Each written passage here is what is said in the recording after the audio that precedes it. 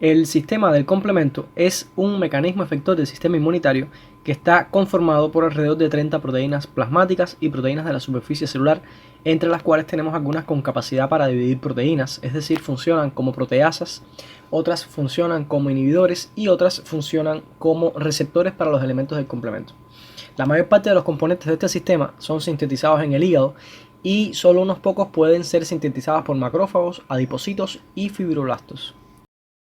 Poco después del descubrimiento de los anticuerpos, se describió la existencia en el suero de un elemento que complementaba la capacidad de los anticuerpos para destruir bacterias y que estaba presente en todos los individuos, aunque estos no se hubieran expuesto previamente al agente específico contra el cual se habían generado los anticuerpos. A este componente se le dio después el nombre de complemento y es activado al detectarse la presencia de microbios o células propias dañadas o en proceso de apoptosis. El complemento funciona como una cascada de activación secuencial y puede ser activado tanto por mecanismos de la inmunidad innata como por mecanismos de la inmunidad adquirida.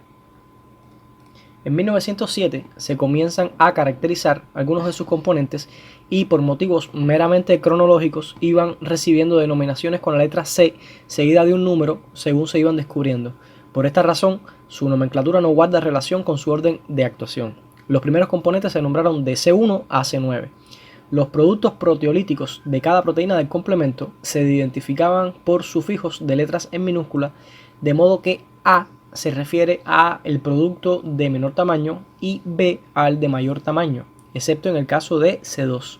Tomando como ejemplo al componente C3, al ser escindido por su proteasa específica, se obtienen dos subunidades. La de menor tamaño se nombra C3A y la de mayor tamaño se nombra C3B.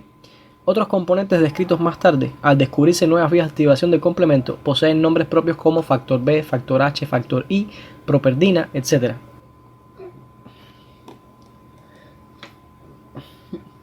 El sistema de complemento también participa en los mecanismos innatos para la identificación de patrones moleculares asociados a daño.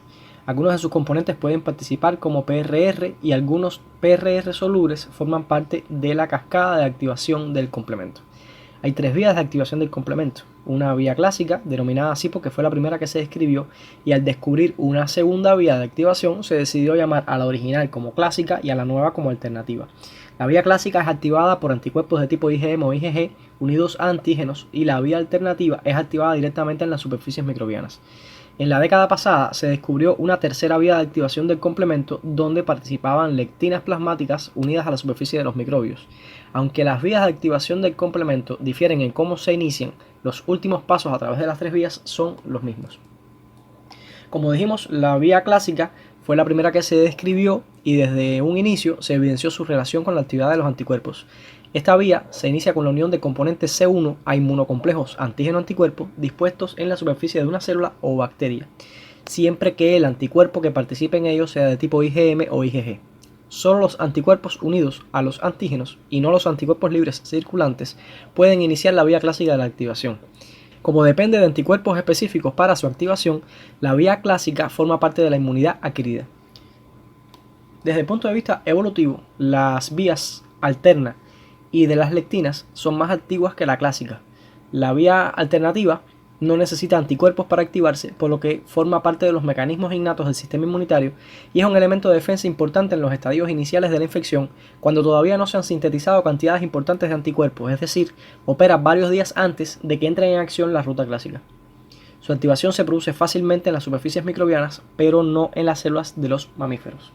En el caso de la vía de las lectinas, la función que cumple el C1q en la vía clásica es reemplazada por una proteína sérica de origen hepático llamada proteína fijadora de manosa, que puede reconocer restos de manosa en los polisacáridos de membrana de una gran variedad de gérmenes, bacterias, hongos, protozoos y virus.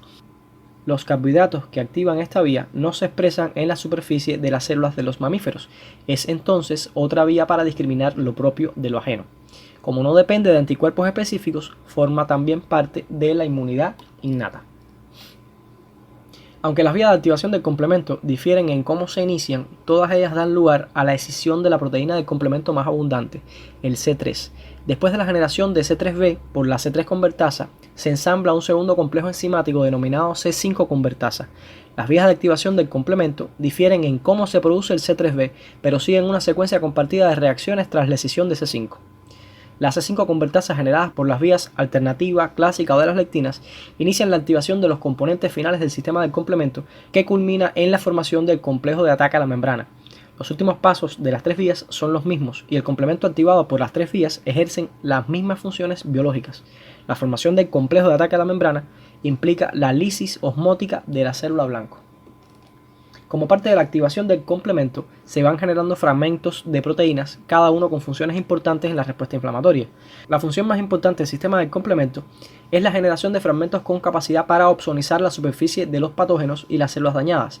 Las bacterias que son opsonizadas son más fáciles para ser destruidas por células fagocíticas como los macrófagos y los neutrófilos.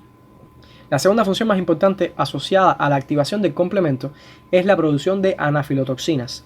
Como parte de la cascada de activación del complemento, se generan fragmentos proteicos que funcionan como anafilotoxinas, que interactúan con receptores que se expresan en diferentes tipos celulares y activan el endotelio vascular, incrementando su permeabilidad. Esto conlleva a una acumulación de líquido en el tejido con el consiguiente depósito de fagocitos, anticuerpos y otros componentes del complemento, todos en función de eliminar al patógeno.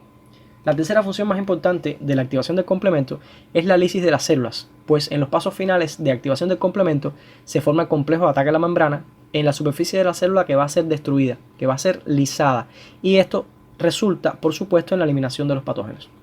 La activación del complemento también estimula la activación de los linfocitos B, pues estos poseen un receptor para varios subproductos del complemento, entre ellos el C3d.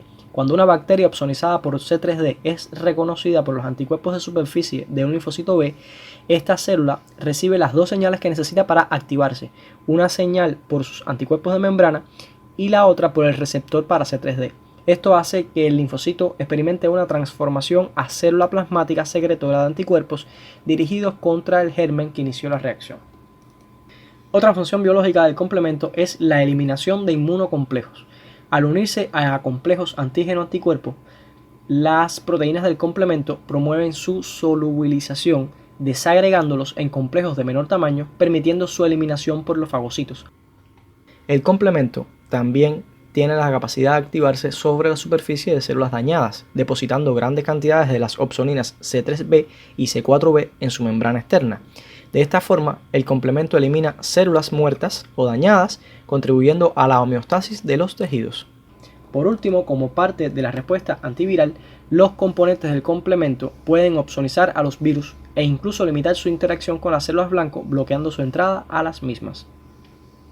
A modo de resumen, debemos entender que el sistema del complemento juega un papel importante en la respuesta inmunitaria, tanto en los mecanismos innatos como adquiridos, que puede ser activado tanto por interacciones antígeno-anticuerpos como por reconocimiento de patrones moleculares asociados a peligro, que se han descrito tres vías de activación, a saber, la vía clásica, la vía alternativa y la vía de las lectinas, y que sus principales funciones biológicas son la producción de opsoninas, de anafilotoxinas y la lisis celular.